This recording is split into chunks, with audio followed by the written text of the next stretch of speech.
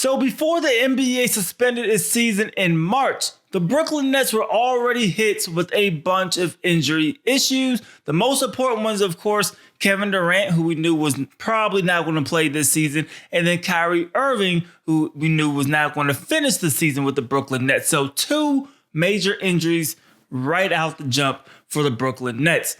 But now it looks like Brooklyn is also being hit by COVID-19. So what we know with Spencer Dinwiddie, he tested positive for the coronavirus. He says that he will quarantine for 14 days, but he might not make the trip to Orlando with the team. He will reevaluate once those 14 days are up.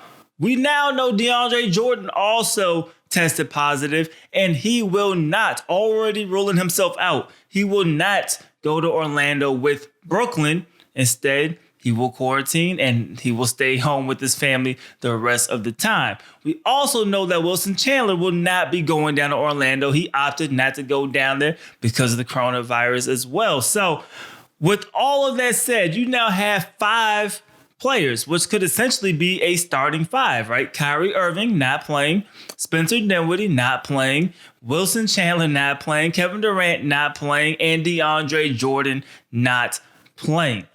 The Brooklyn Nets currently have the 7th seed. Now, with all of that said, I still think it's going to be extremely tough for the Wizards to jump anybody and get into the playoffs. So I could see a realistic scenario where Orlando now moves up to the 7th seed. You then see Brooklyn drop it down to the 8th seed. And if that happens, Brooklyn will more than likely end up playing the Milwaukee Bucks in round 1.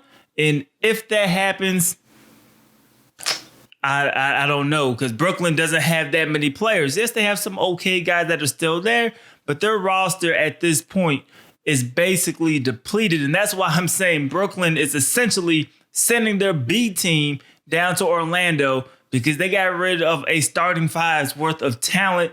And I just don't see how this is going to be beneficial to them unless, we start seeing star players from other teams decide not to go as well.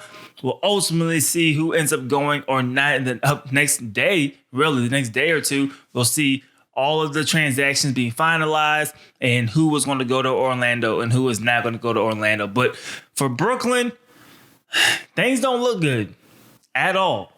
And if you're a Nets fan, man, hopefully you can look forward to next year. I know a lot of you guys wanted Kevin Durant to play in Orlando. He already said that wasn't going to happen, and now a bunch more players not going to play down there, man. So a tough ride for Brooklyn. We'll see what they can get done.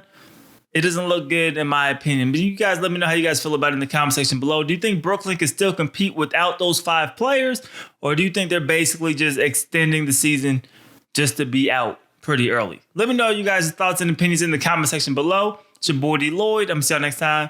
Peace.